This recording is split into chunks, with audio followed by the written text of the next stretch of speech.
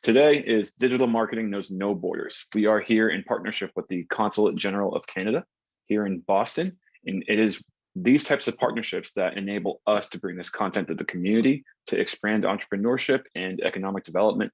And we're so happy to do that with them today. So this session is on SEO strategies for success. Brock Murray, who is here with us today, who is going to be leading this session, is the co-founder of SEO Plus. He is a passionate full stack digital marketing specialist, and with strategies that establish growth and maintain your online presence. Who better to lead us through this? And I'm excited to learn what you got today. So Brock, take it away. All right, thanks a lot. Let's see if I can get my my screen shared here. Let me know if everyone can see that. I see it. All right, beauty. So first of all, I just want to say thank you, first of all, to the Consulate General of Canada in Boston and as well as Venture Café for putting this together.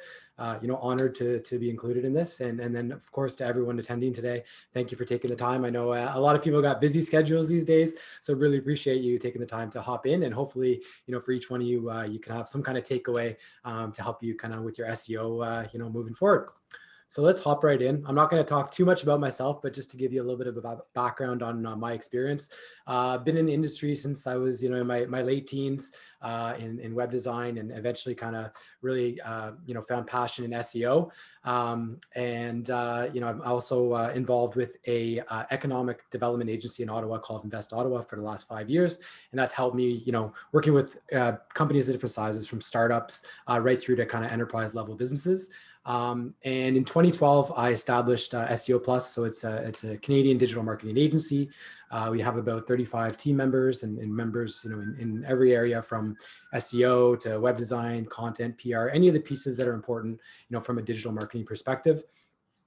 This year, one really cool thing about 2020, as tough of a year as it was, we actually won the best SEO campaign at the Canadian Search Awards. I believe Darian was actually hosting that, so kudos to you. And also a finalist for the Google Premier Partner Awards, and our team went down to New York City in 2019, which was really exciting. So enough about us, and let's dig right into the content here. So 68% of online experiences begin with a search engine. Right. So how important is that? Now, this stats from 2019. I imagine this may have gone down a little bit, but not to take away from anything. According to one stat, over 93% of traffic comes from Google search, images, and maps, not even counting YouTube. So obviously SEO is a really important thing, and having an organic presence is very important. Here's one stat that might surprise you. According to a study over 1 billion pages by Ahrefs, which is essentially like a digital marketing toolkit, almost 91% of web pages get no organic search traffic from Google. So, which is pretty wild, meaning only 9 or 10% of web pages actually get any traffic at all. So, obviously there's a lot of things that tie into SEO, really around kind of on page and off page. And I'm going to kind of touch on some of those things today. So just to give you an idea, generally when I'm doing some of these presentations, they can range anywhere from 1 to 3 hours. This one's half an hour, so it's very condensed. So I'm going to really do my best to try to give you some really solid takeaways. And I apologize if I'm talking too quickly, but I'm trying to get through a lot of content here as quickly as I can, because I really want to make sure we leave enough time for questions at the end of these slides.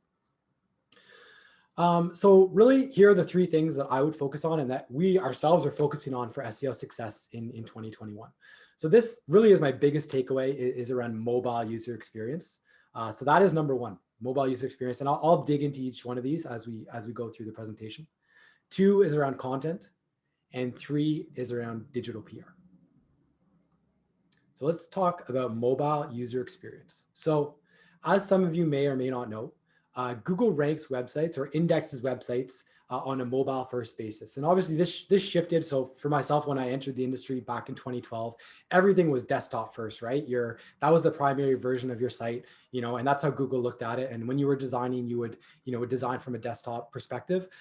That's shifted. And understandably, I think it really does depend on your business. If you were to analyze your analytics, noticeably some businesses would have, 70% of their traffic would be mobile, 30 would be desktop, whereas maybe more traditional businesses may be flipped at 70% desktop, 30% mobile. However, Google does look at your site on a mobile first basis. So anytime you're designing anything or anything around development for your website, you want to think of mobile first.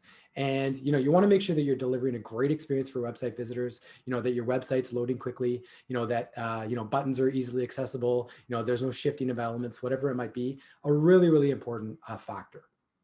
And for those of you who may or may not know, it's been talked about for quite, over a year in the SEO circles. But Google is making what's called a Google Page Experience Update. And this is kind of rolling out in May.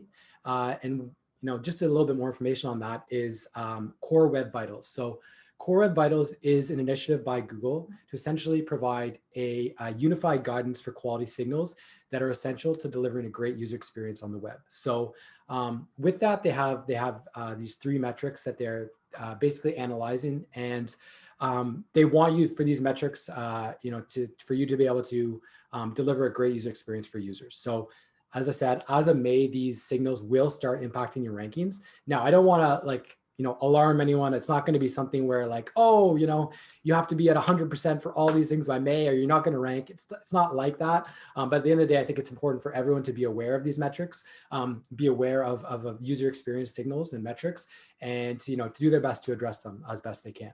So one tool that anyone can use is called Page Speed Insights, completely free tool from Google. And what it allows you to do is run your website through that, and it will grade your website based on these metrics. So you'll notice, now I of course put my just a personal site that's very lean, not a lot of images, not a lot of video, nothing crazy, and still it's not by any means perfect scores. I'm going to give you an idea. Generally, when you run a mobile site through here, the mobile version of the site will typically get a little bit lower scores, and the desktop tends to perform a little bit better. But you'll see those metrics at the bottom, the first contentful paint, largest contentful paint, and cumulative layout shifts. Those are the 3 metrics you really have to pay attention to, as those are actually part of that overall page experience update, and will, again, this will be a ranking factor. So I do recommend each of you to go in there. Again, take some of this with a grain of salt. You don't have to get to 100 necessarily. Ideally, you want to get as high as you can. But you'll see this origin summary there, depending on how popular your website is. So websites with a lot more traffic and a little bit more history, it can actually give you a grade, and will tell you whether or not you would pass the real world test for page experience update. So definitely check that out. Moving on, there's a lot to get through here, so I'm going to keep digging. And again, just a reminder, we'll save opportunity for questions at the end. So second is around content. Really, to narrow it down, I think we have to create content that delivers value, and whatever the form is, whether it's written, video, audio, we have to make sure that we're getting to the point and we're delivering value to our users. There's so much competition out there in terms of content. There's so much noise, whether it's on websites or social media, YouTube. We really have to get to the point and deliver value for our users.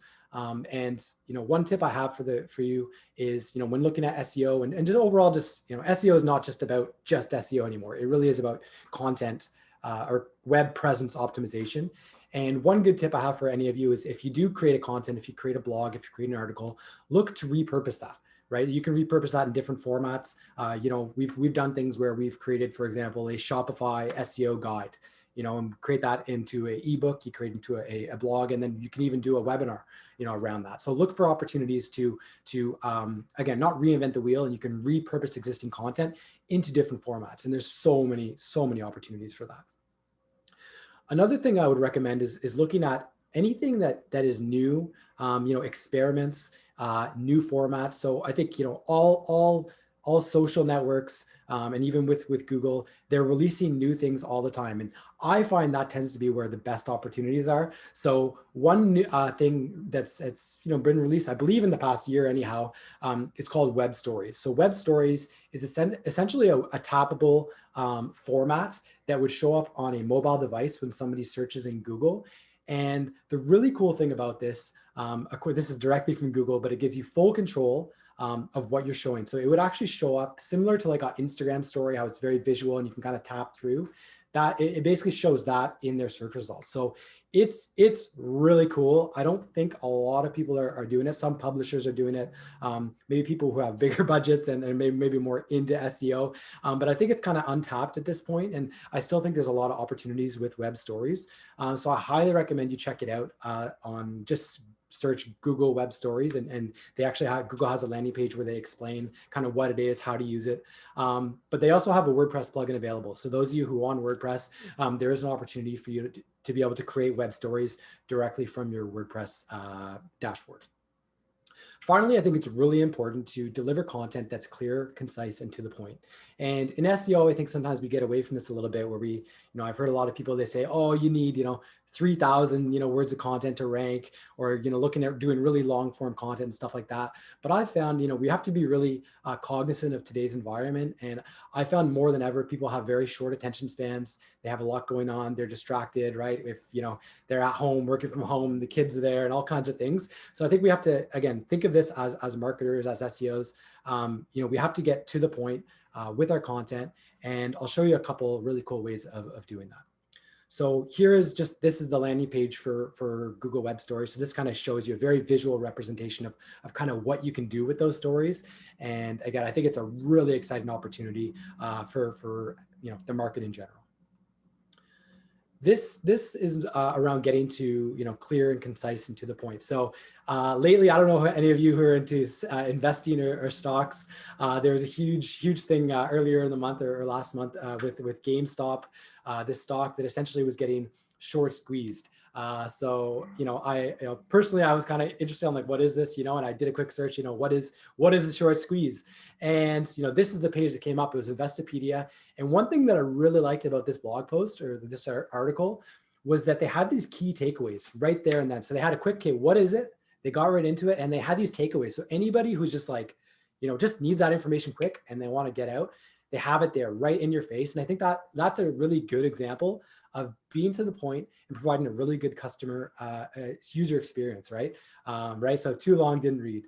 And on the right, you'll notice around connecting with their audience. So they actually picked up that they were probably receiving a lot of search traffic for people searching, what is a short squeeze? And they knew typically it was around the GameStop and the AMC, phenomenon. So they actually, catered the content on that page to tie into that narrative and actually address that. So I think that was just a really very smart and timely way of connecting with their audience and really resonating and bringing it back. And then it clicked in, oh, well, this is exactly what I'm looking for. And I think it's a really good way of kind of just connecting with your audience. So just some takeaways. And even for myself in our blog delivery, I had a discussion with our content manager and I was like, we need to start doing this, the takeaways. And I think that's just a really cool way of formatting their content.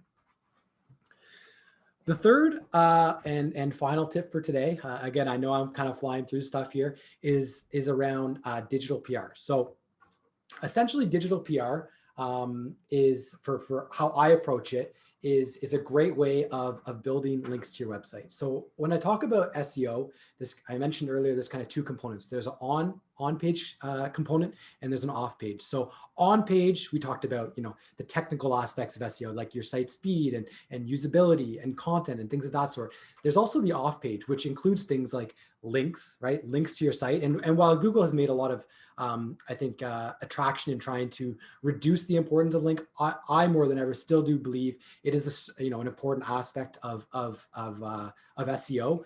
Now, while I don't recommend you go out there and buy backlinks or do anything, black hat or whatnot, I think, being cognizant of and looking for opportunities where you could build links, whether it's through, relationships, or, this is a really good example of how we like to build links is through digital PR. And one service that, we use for digital PR is called Help a Reporter. So it's also called Haro.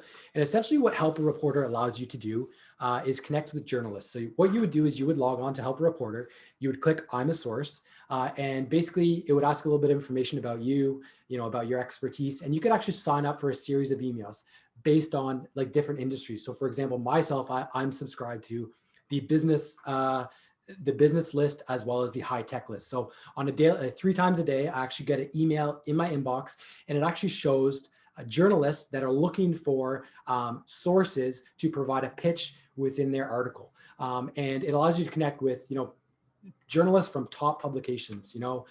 We've been published in, Forbes, CMS Wire, Huffington Post, like any of these like high-end publisher sites, but even like niche specific or industry specific outlets. So I really recommend anyone who's into SEO and building links and trying to get their website to rank higher in Google. This is a really important aspect of it, particularly if you're in a competitive industry. You need to be aware of your links and in your overall link building efforts. And another tool you could use, I didn't put it in here, but you could check out majestic.com. And Majestic allows you just to kind of see what are the links coming to your sites. You could put your URL in there and it will actually show you the number of links you have to your site, the quality of those links. And again, while this is not exactly how Google perceives it, it's a good way of just analyzing, what is the quality of my links? What's the volume of my links? And it kind of gives you an indicator. Like you could put in one of your competitors in there and you could see, how much work you may or may not have to do to be able to, level the playing field a little bit. Last takeaway for Haro, you can actually flip it and you could actually become the journalist on Haro. So what that allows you to do, it puts you in the driver's seat. You can actually seek, experts on a given subject. So for example, I could go and say, hey, I'm Brock Murray. My publication is SEO Plus, and you could actually have people pitching to you, which allows you to create content on your site and actually, build relationships with other potential marketers or sources. And when you actually, I've done it in the past where you publish this article and then it allows you to get, social engagement, people are sharing it, and actually people do link back as well. So really recommend that. I think it's a really good tool for anybody looking to build up their SEO. So finally, I want to leave enough time for questions.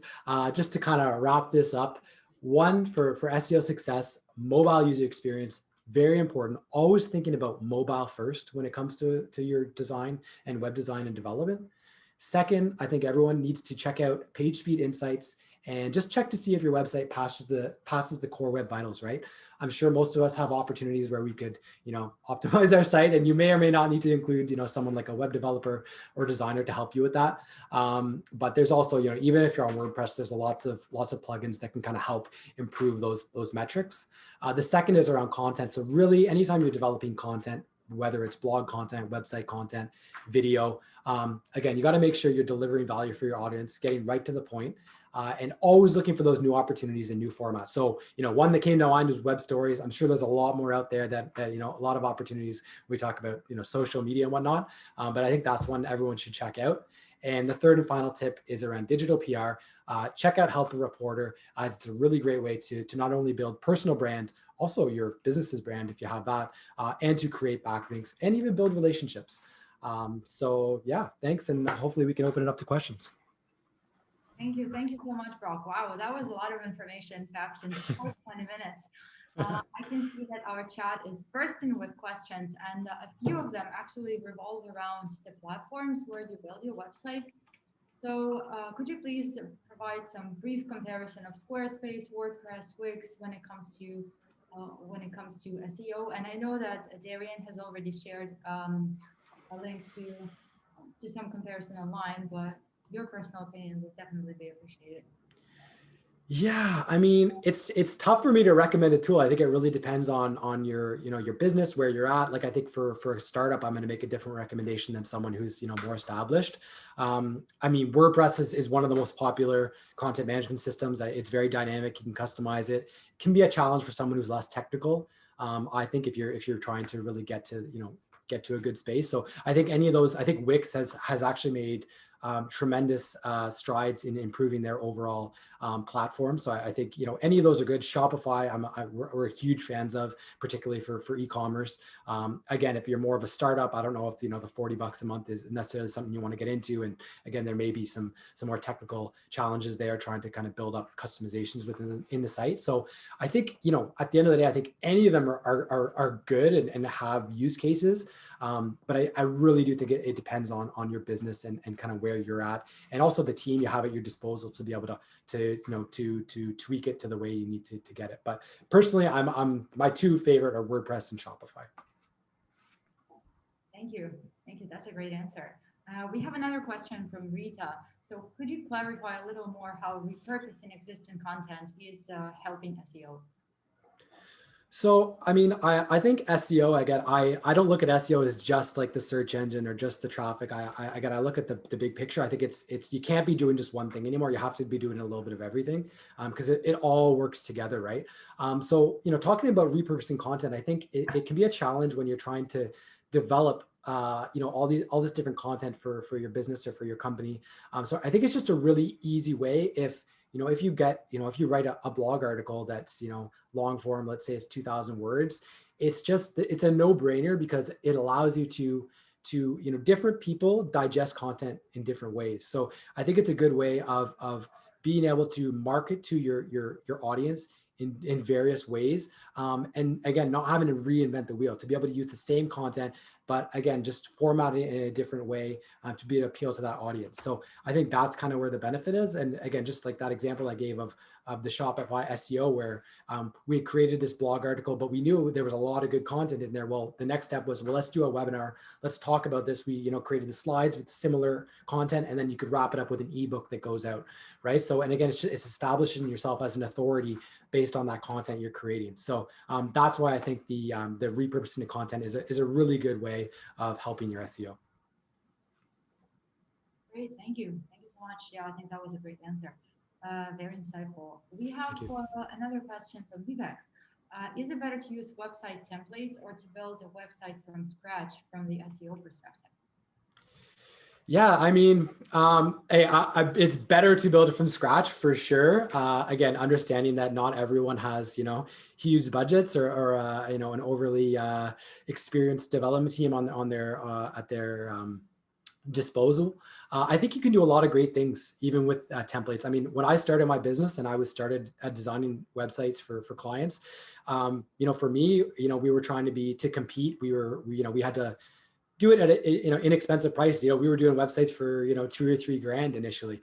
And, with that, we didn't have time to build out these completely custom, everything. So what we would do is we go to something like Theme Forest, download an existing WordPress theme and utilize that to kind of expedite the process of developing a site, right? So I think if you're more in kind of startup mode, you don't have a huge budget and you kind of want to hit the ground running, I think that's a really good opportunity is something like Theme Forest. Obviously now I think with that, where we're at right now, I think there's a lot of bloat in a lot of these themes. There's a lot of additional plugins you might not need, a lot of JavaScript, a lot of CSS, which can, I guess, be a challenge when it comes to things like page speed insights and delivering a good mobile user experience. So anytime you can do custom, you're going to be better off long-term, and you are going to get a faster load time. You're going to get a better user experience. So that's ideally the direction you want to go. But understanding, hey, if you're just starting out, you want to get just a website up, you want to get an MVP up, whatever it might be, that's one option for you. It would be the theme, the pre-existing theme. Thank you. Another question here in chat is coming from Gina.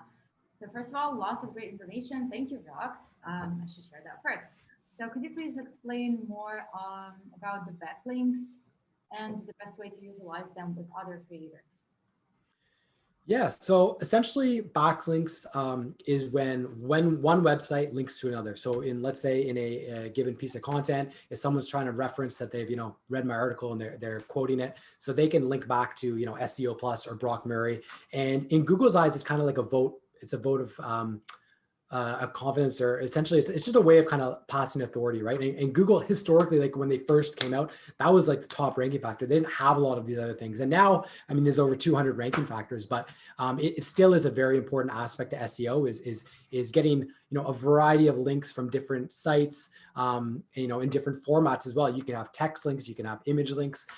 So I do think it's important to have links to your site. And, that should happen over time. Any business that's growing naturally, this is going to happen organically. But, when you're aware of it, I think there's opportunities to increase the volume of links, intentionally. So for example, if you are a real estate agent, you probably work with a mover, you work with a home stager, you work with a insurance agent, all these things, there's opportunities potentially to maybe do a guest blog, to have a partners page, to link to it.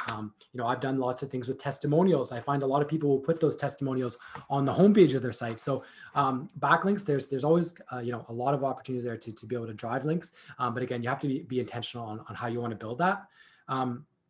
And with other creators, I think it's essentially looking, with existing content or creating new content, and essentially just linking back to them, right? Nothing much to it, but try not to be too spammy and try not to be too repetitive with the same tactic, because sometimes that can draw the ire of Google. But again, I think it's still a very important aspect of SEO. I know we are almost at the time we have for the session, but there's another question in the chat. There are actually a few. So if I'm planning to launch a desktop-only website while my competitor has a mobile presence as well, does that mean I'll always rank below them on Google? I mean, I would say I would say do not launch a desktop only website. Like, I don't know if that's a good plan. I think you want to have a responsive website.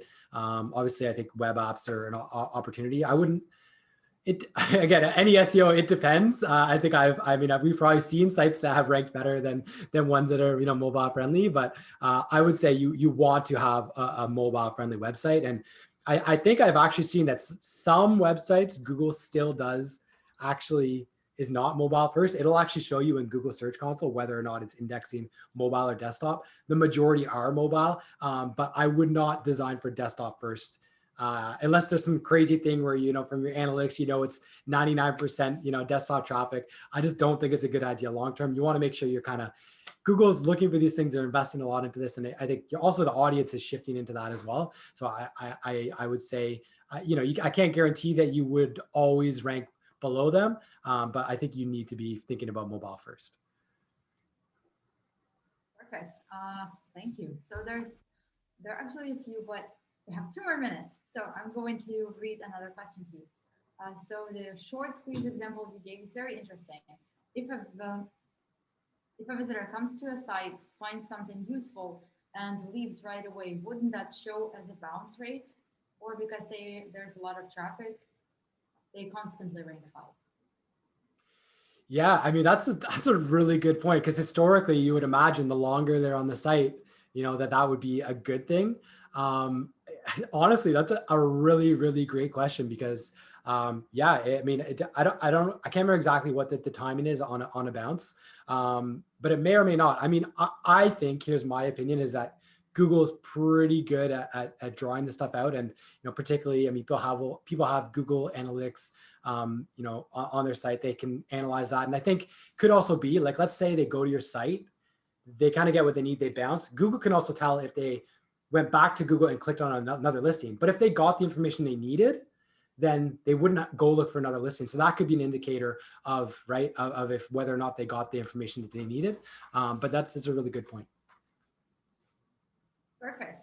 I know there may be a couple more questions in the chat. So if you have a second, please take that second to respond to them in chat if you have time. And thank you so much for your wonderful presentation. I hope we get a chance to see you again at the Venture Cafe, because you are obviously a rock star and we're all loving your presentation. Thank you so much. Thank you so much. Really appreciate it. And thanks again. And good luck, Darren. Thanks for it.